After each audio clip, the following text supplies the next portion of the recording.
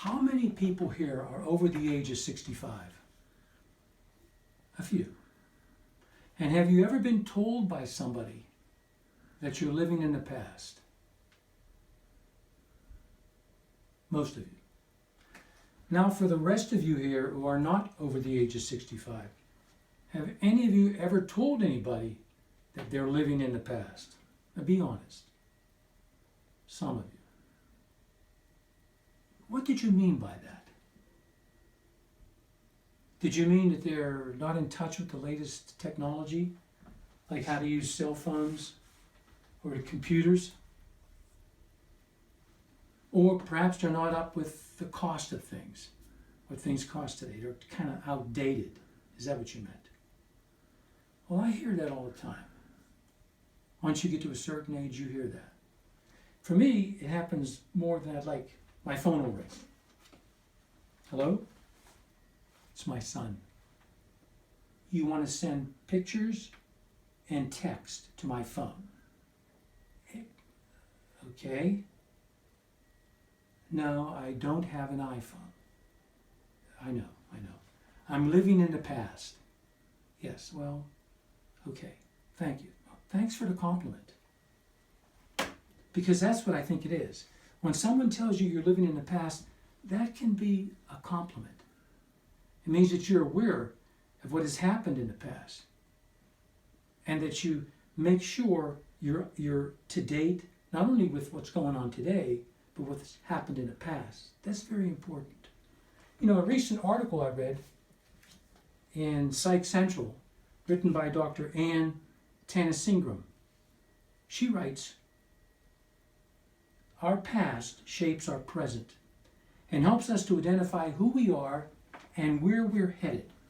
So it's natural to use our past experience as a point of reference for our current situation." This article is entitled, "Healing from the Past." You know, it is true that we learn from our past. So that's why I want it to be a compliment when someone says to you, you're living in the past. You know, when I was young, I was raised by immigrants from Sicily. And I remember as a child, my grandfather would call me to him and say, "Figlio mio, vieni qua," which means, "My son, come here."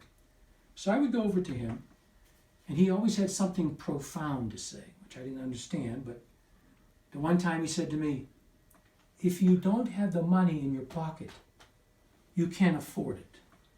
And I said, "Yes. Okay, thank you, Gramps." Off I went back to the television or to the toys or outside to play, whatever I was doing. And it didn't dawn on me what he was saying.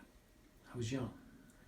20 years later, I was sitting at my kitchen table doing my bills, and I opened up my credit card statement, and I couldn't believe how much it was. I thought, how did this get out of hand? What am I doing? And then my grandfather's words came to me. If you don't have the money in your pocket, you can't afford it. A lesson learned from the past. You know, a very famous writer and filmmaker, Roshan Bondekar, recently wrote in an article entitled, "Why the Past is More Important Than the Present." He writes, "The past allows the people of the present to learn without having to endure." That's some pretty heavy words. We don't have to live with our mistakes if we learn from the mistakes that other people made in the past. We should not write off older people just because they're old and they're living in the past, as we say. That can be a very good benefit to keep our past in mind. So I want to offer you 3 solutions to help you to keep the past in mind and to think of living in the past as a benefit, as almost as a compliment.